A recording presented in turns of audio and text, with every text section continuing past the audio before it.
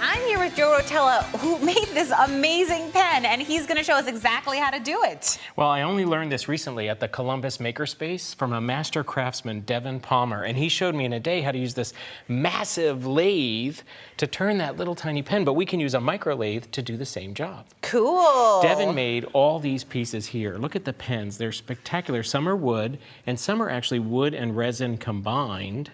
They're and then absolutely some amazing, and they make you want to reach out and touch them. This wine cork is just unbelievably gorgeous. So, and even little Christmas ornaments, unfinished and then turned resin.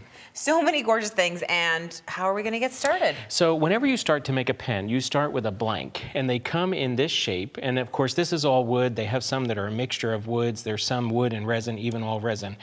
When you buy a pen kit, it's going to have all the components that you see laid out there, and inside those two pieces of wood are tiny brass pipes.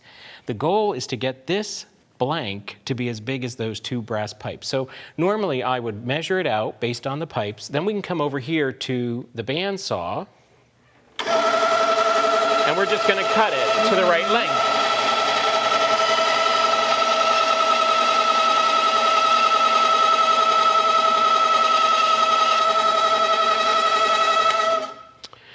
So once we have the right length, then we'll drill a hole in the center, and then we glue in that brass pipe. And I have one already done, so it's all dried, ready to go.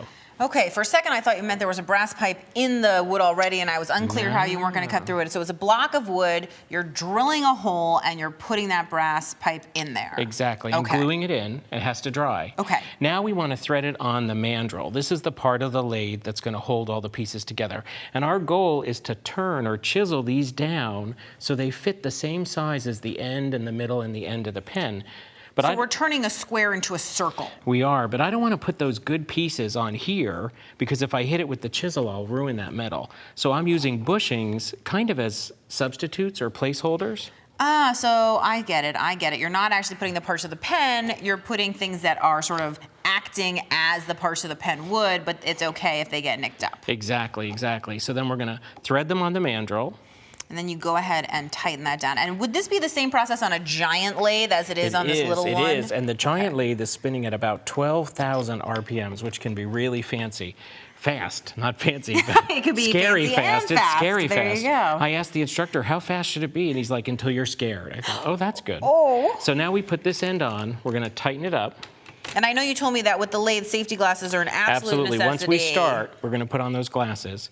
Now, this piece here, we have to be very careful to adjust this because I want it to be close enough to hold my tool, but not so close that when it spins, it hits. It hits it, okay. So, and sometimes... What is that piece? Is that a rest for your hand? This is just a rest for your tool. Okay, and or your tool. Sometimes these blanks aren't square, so you do want to go all the way around just to be sure that you've got it at the right distance. That's a great tip. Now that takes care of the distance this way. Now when we have our tool, we want to be able to have the tool hit just about the center of the block. So this might have to get lowered just a hair.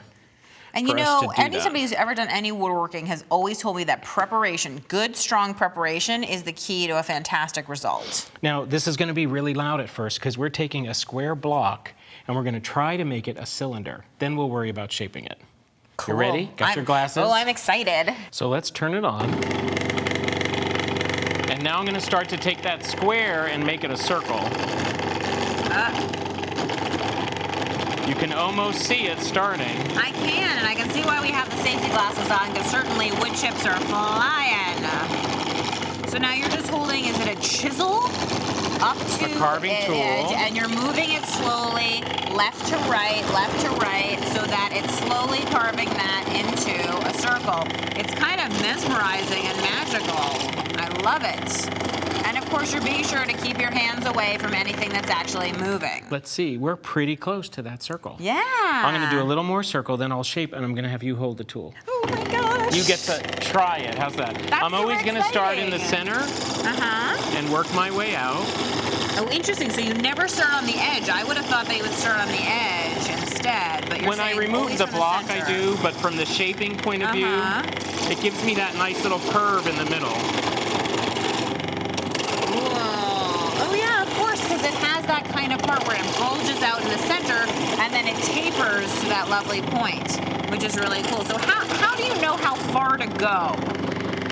Well, How do you know like when to stop, I guess, is so the remember, question. these bushings are the same diameter as those parts of the pen, and I'm trying to get not quite exactly even, about literally a hair bigger, because then when I hold sandpaper to finish it, it'll take the hair off, and it should be a completely smooth transition. I see. Well, that's an easy way to measure that. You want to give it a shot? I do. I'm nervous So and excited. keep it, don't put your hands this way, always here, Okay. always centered. Okay. As you move in, and you'll get the feel. Okay. So only for a minute. So I hold the chisel here and here, starting at the center. Yes. Ready? Yes. Don't put it up to the wood till Okay. we're moving. Now start in the middle.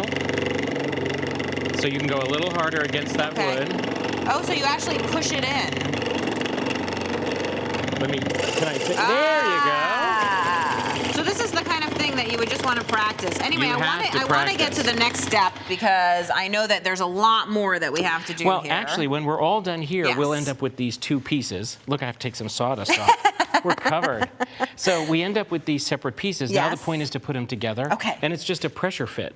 So as an example, we put the nozzle here, or the tip Okay. of the pen. What is this tool? It's a This- pen press this is or a pen something? press. Okay, so it's actually literally made for putting pens together. Yep. And now grab that handle and Okay. slowly, Slowly. Am I going slow enough? hold on one sec, let me make sure we're nice and straight. There you Okay. go. Slowly push, Slowly push. keep pushing. Okay. And you have to be a little delicate because sorry. we don't want to snap that wood. That wood is only about a 16th. that enough? A little bit more. See the little crack? Okay. A little harder. There you go. Perfect. Okay. So now we have this part of the pen done. Now we can do the same thing with Okay, the barrel super cool. part And if we work look, your may way I all the steal way a pen across. from you, sir? You can. Actually, there you go. You can see how easy it is to make an awesome wood pen.